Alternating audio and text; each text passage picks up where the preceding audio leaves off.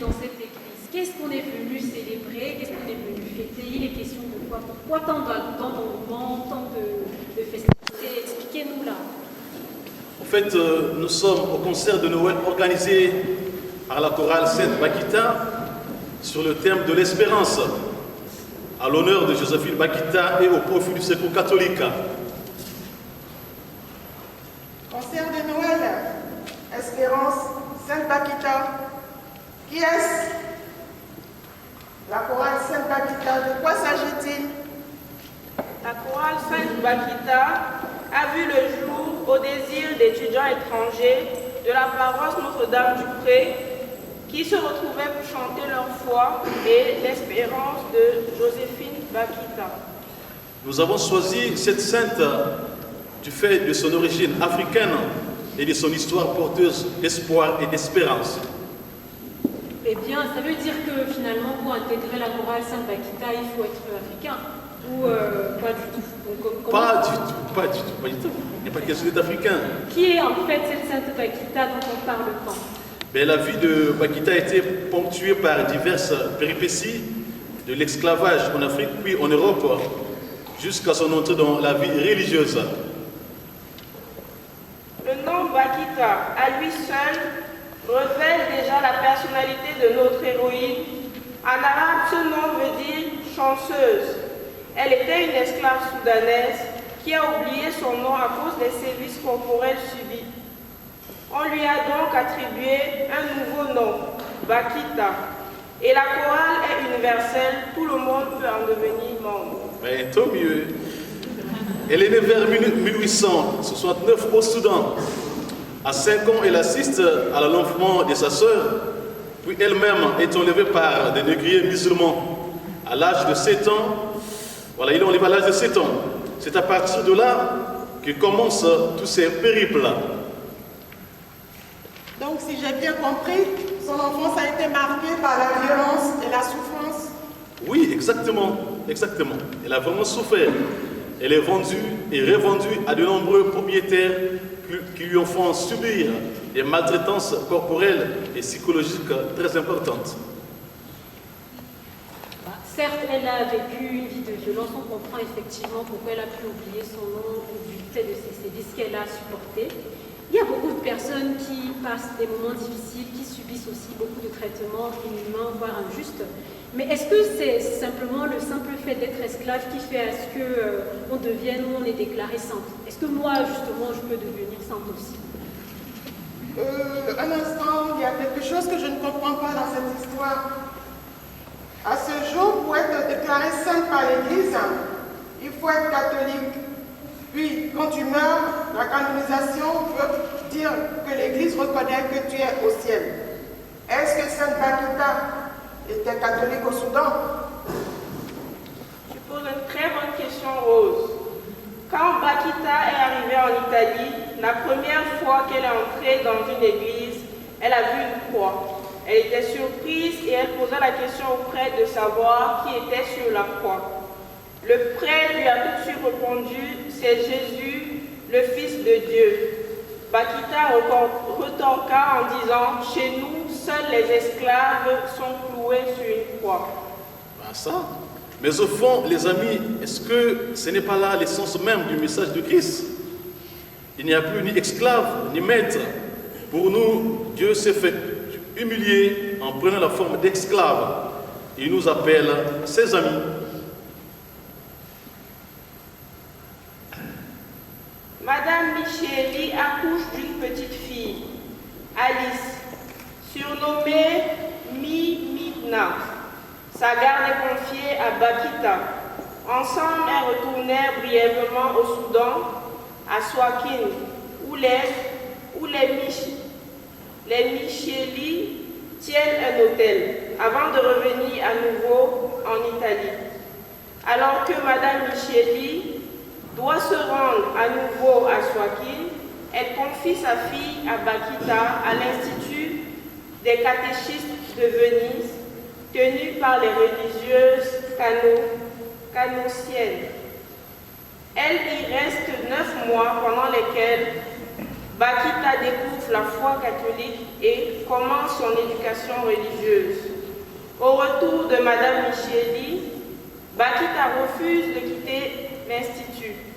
L'affaire est portée en justice et le 29 novembre 1889, le procureur déclare Bakita libre de choisir où elle veut rester puisque l'esclavage n'existe pas en Italie. Bakita a alors 20 ans.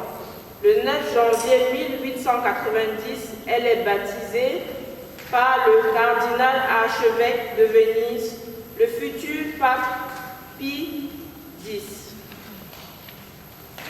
Et son entrée dans la vie religieuse, j'aimerais comprendre comment cela s'est fait. Nelly, s'il te plaît, pourrais-tu m'en dire davantage? C'est avec plaisir, Rose. Son accession à la vie religieuse en tant que femme noire n'a pas été évidente. Plusieurs personnes se sont opposées à son entrée au couvent, mais forte de sa foi, grâce à sa détermination et son courage, elle a réclamé ce droit devant un tribunal qui lui a donné gain de cause, ce qui lui a permis d'intégrer la communauté religieuse. Elle est morte à l'âge de 78 ans, le 8 février 1947. Elle a été canonisée par Jean-Paul II en l'an 2000. Tu vois ce que ça veut dire être canonisé? C'est être déclarée sainte. En d'autres termes, l'Église affirme qu'elle est auprès du Seigneur. Jean-Paul II disait que son histoire démontre comment l'amour de Dieu transforme des vies de manière extraordinaire.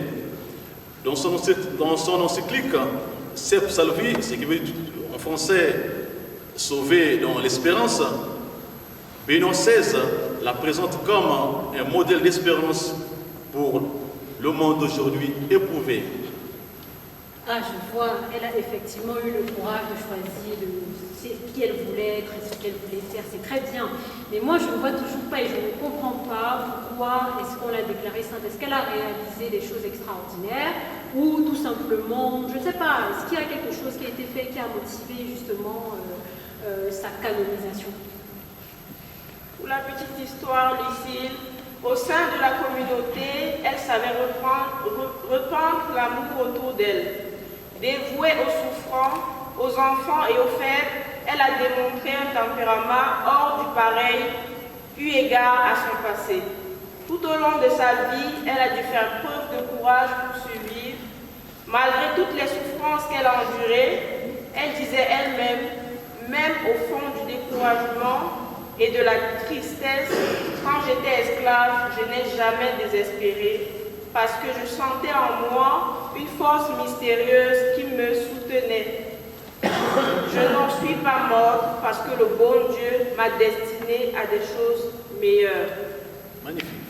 Personnellement, ce que j'aime sur sa vie, c'est le fait que, malgré les traumatismes qu'elle a subis, partout où elle est passée, elle apporte la joie, son sourire et l'espoir. Ses actes de bonté et d'amour ont marqué l'histoire et traversé les siècles. Son parcours de vie est un exemple à suivre. C'est une femme au courage et à l'audace exceptionnelle. Bah là, je comprends mieux. Elle a vraiment refusé de jouer à la victime et elle s'est portée comme quelqu'un de courageux du début à la fin. Elle a vraiment marqué l'histoire par son audace, son courage et le pardon et l'amour qu'elle a su insuffler au cours d'elle. Ça doit être un exemple que nous devons tous retenir de son parcours de vie. Et le secours catholique dans tout ça, je voudrais comprendre en quoi sa mission est liée à celle de l'histoire de Bakita. Expliquez-moi s'il vous plaît, je voudrais comprendre.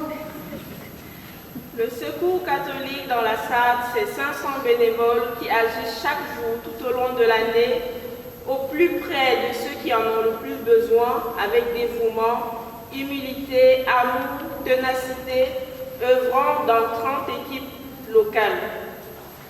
En transformant les dons en actions concrètes sur le terrain quotidiennement, le secours catholique apporte le sourire aux gens en difficulté. C'est l'espérance de Bakita. Pour chaque euro donné, votre générosité est multipliée par 4. Chouette!